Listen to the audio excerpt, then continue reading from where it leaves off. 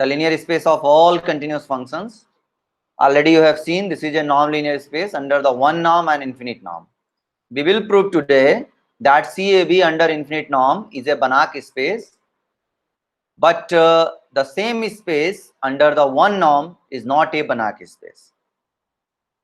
And also we will prove that actually the infinite norm for the sequence space is a limiting case of P norm.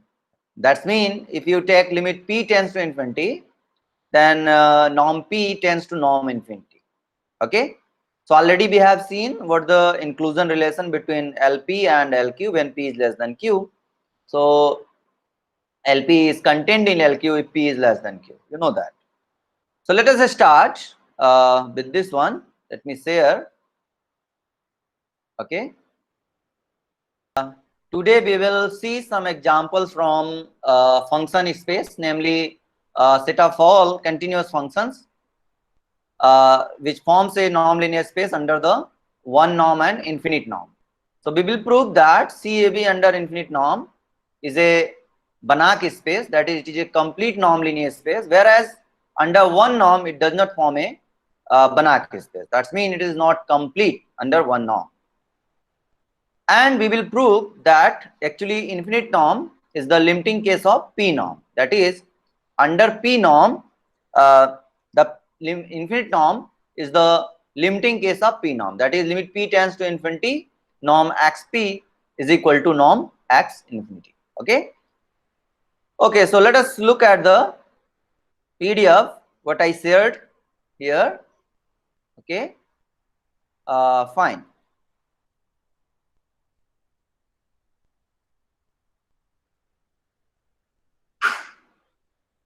Okay.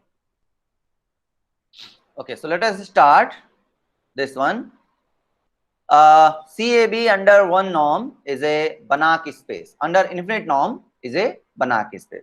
So the process is same. For AF in CAB, the infinite norm is defined in this way. You know very well.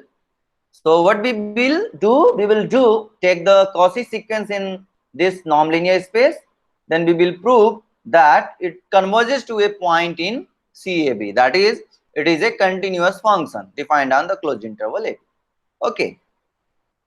So if it is a Cauchy sequence, then for epsilon greater than 0, there is a natural number n such that the distance between Fn and Fm is less than epsilon whenever m and n are bigger than or equal to n. That is after a certain number of terms, that is f1, f2, f3, fn. So if it is the natural number n, then after that, whatever the term you will take, okay, so it will be accumulated here somewhere, and this distance will be smaller than epsilon. Okay, so this distance will be epsilon, smaller than epsilon. So that means all the terms are accumulated in this range only, right? So that is the Cauchiness property. So what does it mean? It means we have done here, that is norm Fn minus Fm is less than infinity. So what does it mean? It means supremum Fnt minus Fmt is less than epsilon for all m n bigger than or equal to. Because it is supremum is less than epsilon, what does it mean? It means each and every term of the set is less than epsilon, and for every t belongs to it, right? Because this is the supremum quantity and this is any quantity, so smaller than supremum. Now from this third, what you see that for each t, this Fn t is a Cauchy sequence of complex number, right? It is a Cauchy sequence of complex number. Since C is complete, the sequence Fnt converges in C, right? So for a moment, suppose t is fixed, then limit n tends to infinity Fnt will be some real number. Let us call it f of t. Let us call it f of t. Because changing t, it will be another number. If you take t is equal to a, it will be f of a. Taking t is equal to b, another number. So actually it defines a function from the closed interval ab to complex number. So that's why indeed it is a function. So limiting value of a function is again a function, is not it? It is very easy concept. So we saw that this f is actually a continuous function defined on the closed interval AB, and that the sequence this Fn converges to F in CAB, means under the infinite norm. Okay, so from third, what you get? You get that Fnt minus Ft is less than or equal to epsilon. Let us see what is third. Third is this one. If you granted n as it is, but you take m tends to infinity. That is, if n is bigger than or equal to n, but m is going to infinity. So taking m tends to infinity, this will, because this quantity is always less than epsilon, that means this sequence is bounded, and of course this is bigger than or equal to 0. So you know that every bounded sequence, because Fnt converges, Fmt converges, so this sequence must converge, right? So Fmt converges to Ft. So this is less than or equal to epsilon, because sometimes it may be equal epsilon. So, but beyond epsilon is not possible. Okay. So Fnt minus Ft is less than or equal to epsilon for all n bigger than or equal to n, and for all t also it is true. That is, it is independent of this n is independent of t. Remember that there is a very minute difference between the point-wise convergence and the uniform convergence. Uniform convergence, that for epsilon greater than 0, there exists n which does not depend t. It depends only on the epsilon.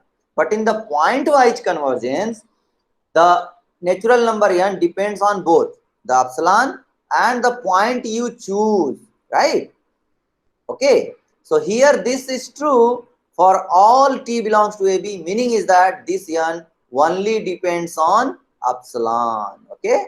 So you can say this natural number n is a function of epsilon. So that is the meaning of uniform convergence, right? Okay. Why this I am saying? Because you see from here, we are not considering t, we are considering the sequence Fn, and this n depends only on epsilon. So that's why I am saying that this n does not depend on t, it depends only on epsilon. Is it clear? Okay. So from 4, this one, it follows that the sequence Fnt is continuous. Of course, Fnt of continuous function AB converges uniformly to the function f on AB, right? And because you know there is a result, if you have a sequence of continuous function and suppose it converges uniformly to some function, then that limit function will be continuous. Is it okay? This is a result.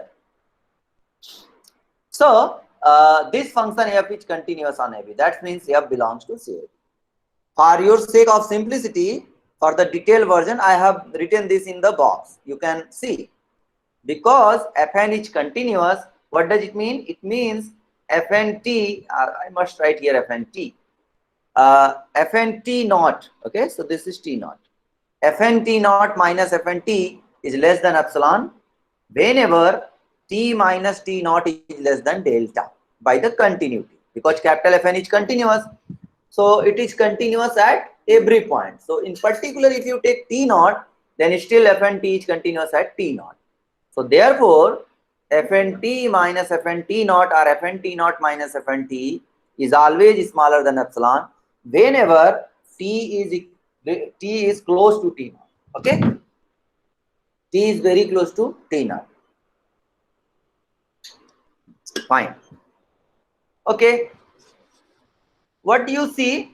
You see, if T is closer to T naught with epsilon delta, with delta distance, that is distance between T and T naught is smaller than delta, then from 4 and 5, what is 4? 4 is this one and 5 is this one. From 4 you see this is true for every n bigger than or equal to capital N. In particular, if you replace this small n by n, then still it is true, right? So we can write Fnt capital N, Fnt minus Ft is less than or equal to epsilon. So the same thing I am doing here. Ft minus Ft naught, because we want to show that our function f is continuous at a point T naught, where T naught is an arbitrary point of the closed interval. Okay. So Ft minus Ft naught is equal to Ft minus what I did? I just subtracted and added. So minus fn t plus fn t, okay, vanish. Minus fn t plus fn t naught, minus fn t naught plus fn t naught, vanish. So you left with ft minus ft naught. Now by triangle inequality, you know that a plus b plus c. So this is a, this is b, this is c. So a plus b plus c. Okay. This is your a, this is your b, and this is your c. So mod a plus mod b plus mod c. Now this quantity is less than or equal to epsilon, but this quantity is strictly less than epsilon. So this is less than epsilon. This quantity is also less than epsilon, less than or equal to epsilon. So this, because this is true for every t. So in particular for t naught also. So this one and this one follows from 4 and this one follows from 5. So 3 epsilon. You may write epsilon by 3, epsilon by 3, epsilon by 3, then it will be epsilon. So there is no matter of taking the n epsilon.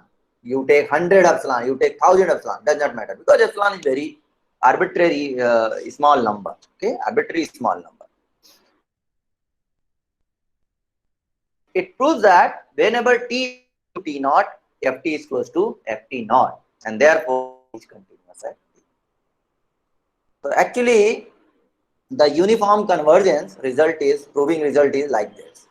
Okay, fine. So you can provide this detail, or if you know this result, then no need to provide this result. It is just for your knowledge, just for your understanding. Okay. Now from 4, what you see? From 4 we see that this supremum is less than or equal to epsilon, is not it? The supremum is less than or equal to epsilon, because let us see 4 again. This is 4. Okay, this is true for all t belongs to AB. So if you take supremum, it cannot be greater than epsilon. So that is less than or equal to epsilon. So that means supremum is less than or equal to epsilon. What do you see? You see that norm fn minus f is less than or equal to epsilon for every n bigger than or equal to n. And this is the convergence result. This is the meaning of convergence. That is fn converges to f under the infinite norm. Therefore, the sequence fn converges to f belongs to CAB, and therefore this is a complete nonlinear space. So I hope it is clear to everyone. Write in your chat box. Is okay? Okay, everyone. Write in your chat box. Fine. Okay, good. Let us do this. CAB one norm is not a Banach space. Okay. So this is a little bit technical, but not too technical. You can prove it easily. Let us see.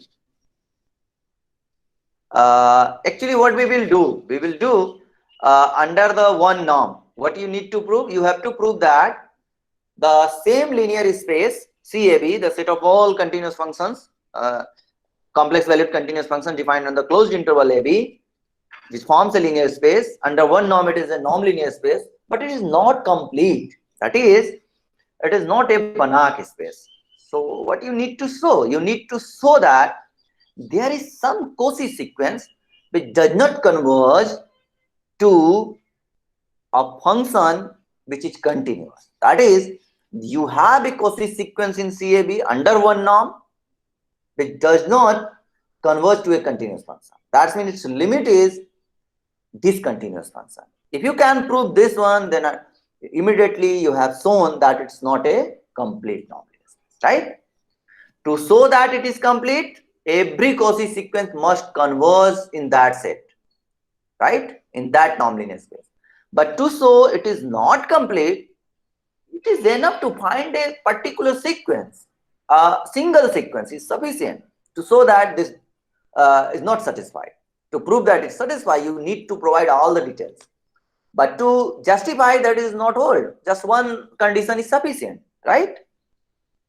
So you need to prove that there is a Cauchy sequence which does not converge to a continuous function. That's all, but under one norm. Okay, let us see.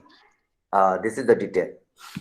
For f in CAB, what is the one norm? One norm is the integral a to b mod f t dt, because it is a continuous function. So this integral is the Riemann sense. Okay, right? And under one norm, because f is continuous, then Lebesgue sense and Riemann sense both coincide. Okay.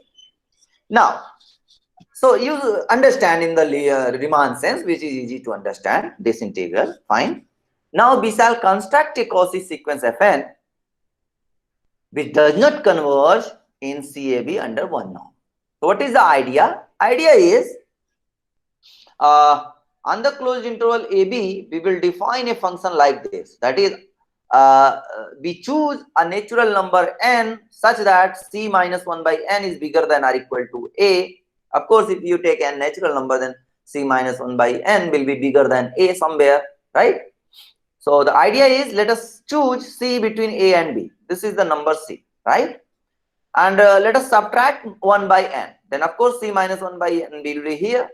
You choose n such that this holds. That is, C minus 1 by n is either A or bigger than A, right? Then what to do? Fn is defined in this way. Up to A to C minus 1 by n, it is 0. Up to C to 1, it is 1. And from this to this, okay? From this to this, it is just this straight line, okay? So this is the straight line, fine? Okay, good. So what to do? Okay, fine. So defined in this way, Fn t is 0 if it is t is lies between A to C minus 1 by n, and it is 1 if it is C to B. So problem is how to write Fn t between, means we have to write the equation of this straight line. So you know the equation of straight line passing through 2 points. The coordinate of this point is C minus 1 by n comma 0.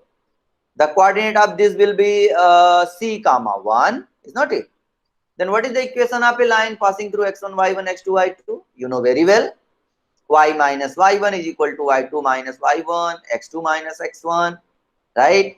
In the bracket x minus x1, is not it?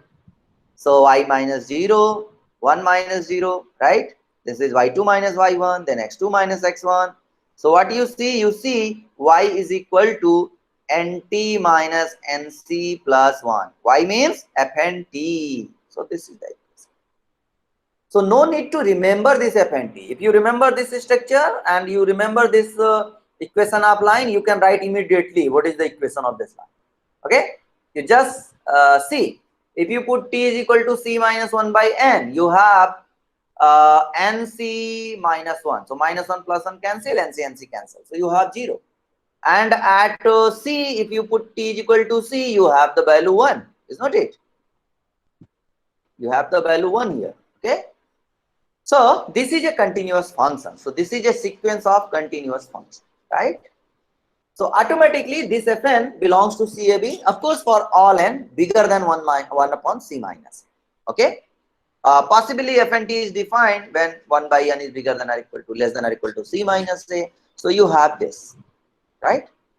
So this sequence of course, this sequence of continuous function is defined for bigger n. Of course, this natural number n, if you take natural number n bigger than this, then for all n bigger than or equal to n, this Fnt is defined. So because in limiting case, the bigger n after finite number of terms, the behavior of sequence is not going to change. Okay. For the limiting case, the behavior of sequence excluding the finite number of terms does not affect this the convergence criteria or limiting criteria. Okay. So that's why otherwise you take any continuous function, you take just constant function. F1 over t is 1, F1, F2 t is 1, F3 t is 1, and so on. It does not matter. Okay, fine. So now what we are going to show? Now we are going to show that this Fnt under one norm is a Cauchy sequence. Let me ask you.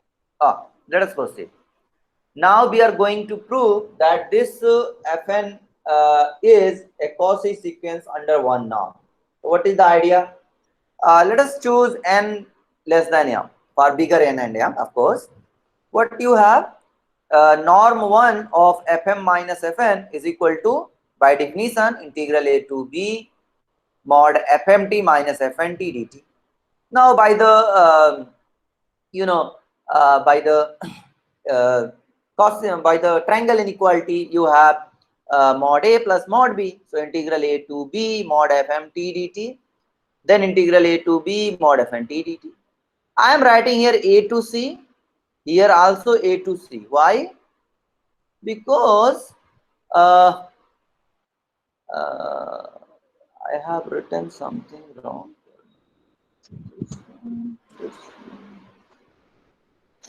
What I have done here? Yeah, fine.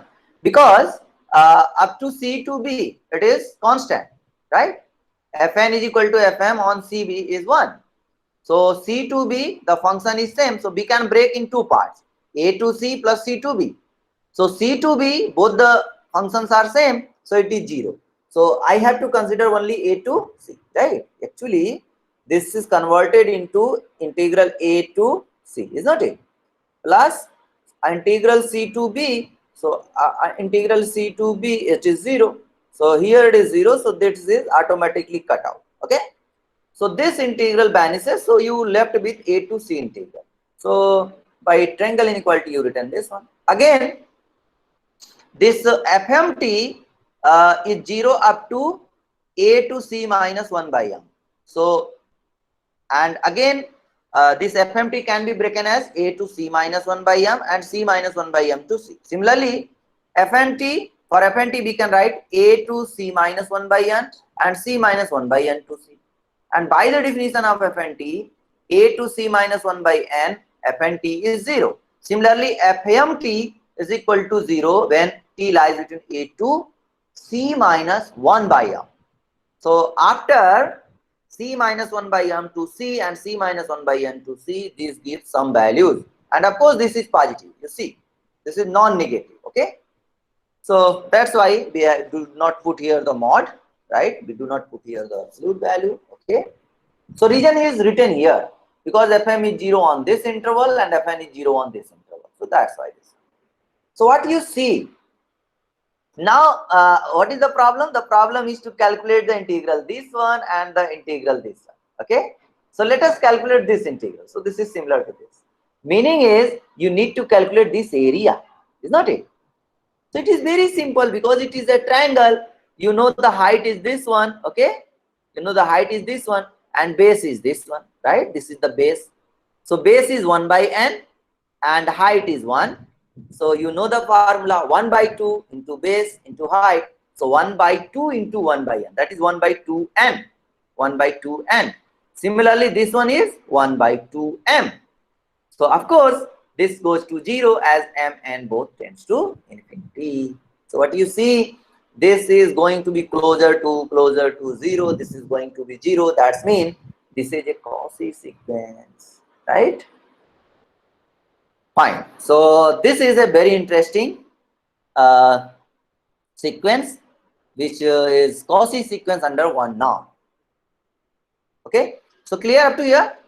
Now we will prove that it does not converge to a continuous function in CAB. Any function means it is going to converge to a discontinuous function. Okay. Now suppose on contrary that this Cauchy sequence converges to some function g in CAB. Let us suppose that it converges to g. Then what does it mean? It means under one norm, this sequence converges to 0. That means integral a to b fnt minus dt converges to 0 as n tends to infinity. Let us break into three parts: a to c minus 1 by n, c minus 1 by 2 to c, c to b. So what you see here, this is we are going to take this one, we are going to take this one or this one. So we will consider this both, because this is non-negative, this is non-negative, this is non-negative. Because this integral converges to 0, that is this real number converges to 0, non-negative real number, and it is actually the sum of three non-zero real numbers, right? Sequence of three non-zero real numbers. So this sequence also converges to 0, this sequence also converges to 0, this sequence also converges to 0. In particular, this converges to 0 and this converges to 0. Means we are considering this one and this one. Reason is, as n tends to infinity, this will be coincide to this C. So it is immaterial. Okay, it is very small quantity when n tends to infinity. Okay, So in particular, this tends to 0 and this tends to 0. Now, we are considering the first one.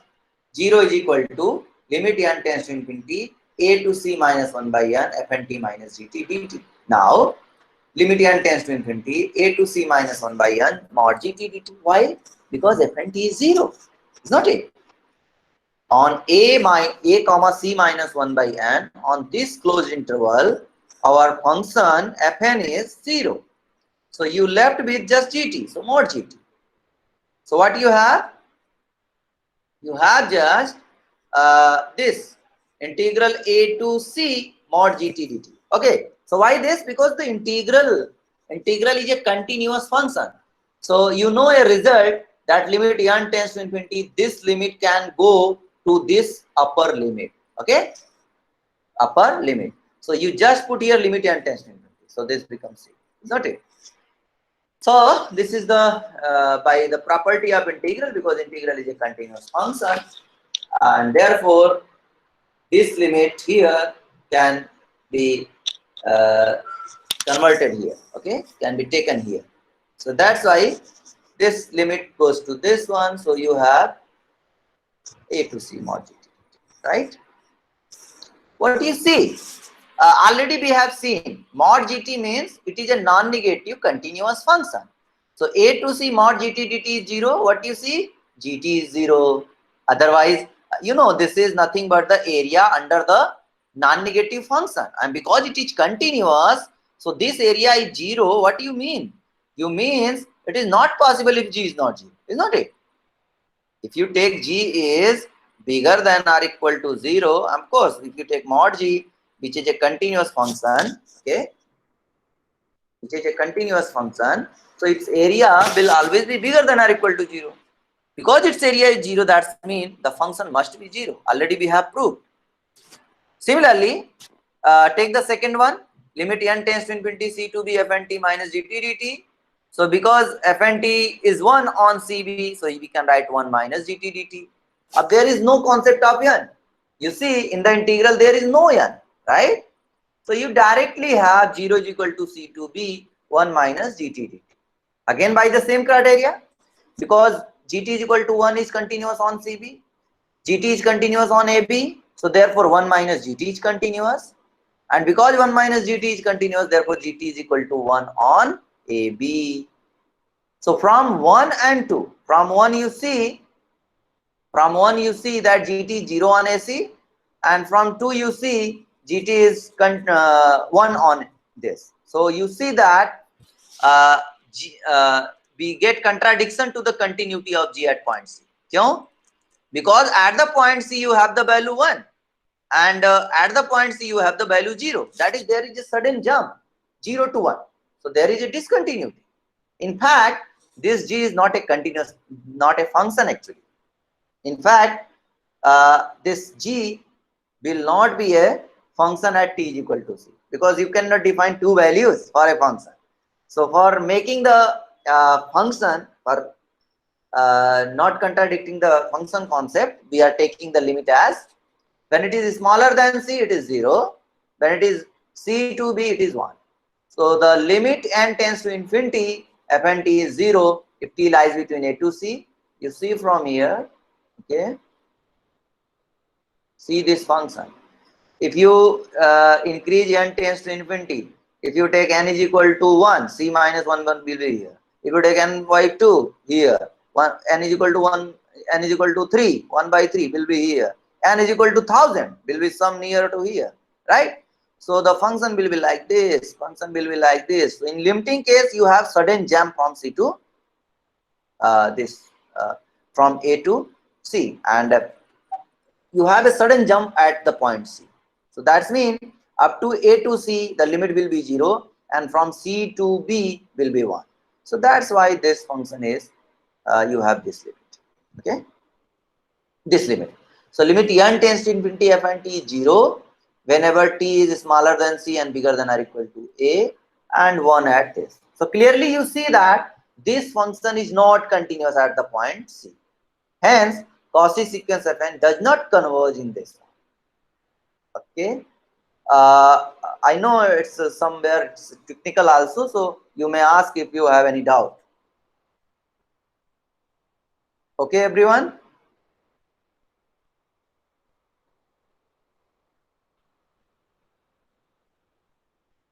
Okay to everyone? Good. Hmm. Okay, fine.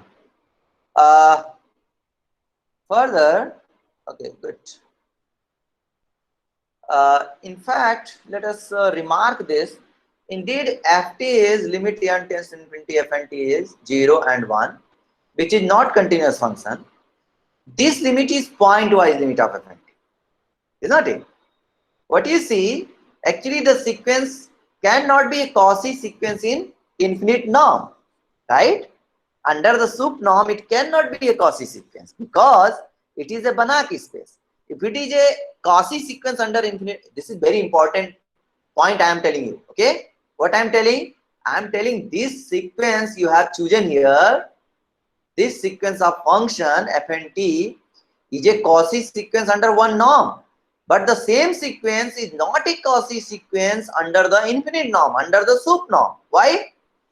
Because if it is a Cauchy sequence under the sup norm, then it must converge to a continuous function. And because if it is converges to a continuous function, means pointwise limit and the uniform limit must be same. So you see, the pointwise limit is different. Pointwise limit is discontinuous. It means under the sup norm, it does not converge, right? It does not converge to here. Okay? It means f and t is not a Cauchy sequence, right? Let me repeat again. What I'm saying this f and t sequence above is a Cauchy sequence under one norm, but it is not a Cauchy sequence under the sup norm, under the infinite norm. The reason is, if it is a Cauchy sequence under infinite norm, it must converge to a continuous function. But you see that the limit is discontinuous. That's mean it is not a Cauchy sequence in infinite norm. So this sometimes experts ask you, okay, this is a Cauchy sequence under one norm. What about the infinite norm? What about the sup norm? Then you might be confused. Okay, so don't confused. Okay, so I think you will reply. Okay, someone asks you confidently, you will say why this is not a Cauchy sequence in sup norm or infinite. I hope it is clear, everyone. Okay, any doubt, please? Okay, everyone.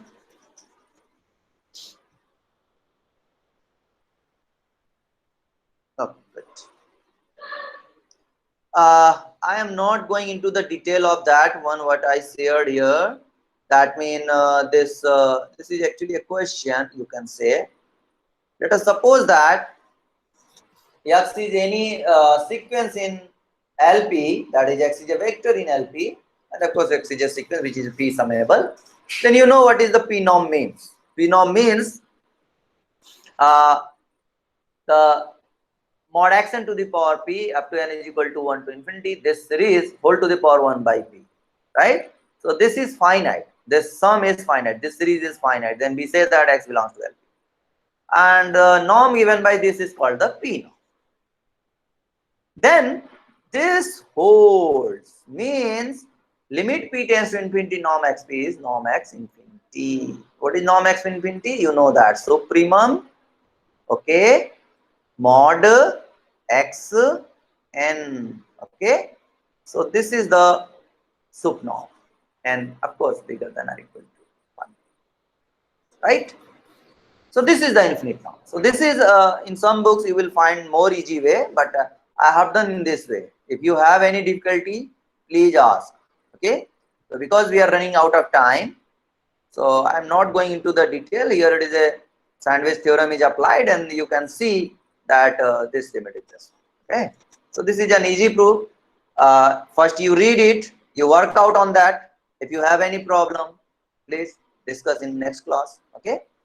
So in next class, we will prove some more stuff. We will see some more stuff from function analysis regarding this again, the completeness of subspaces. Okay. So up to here, thank you very much.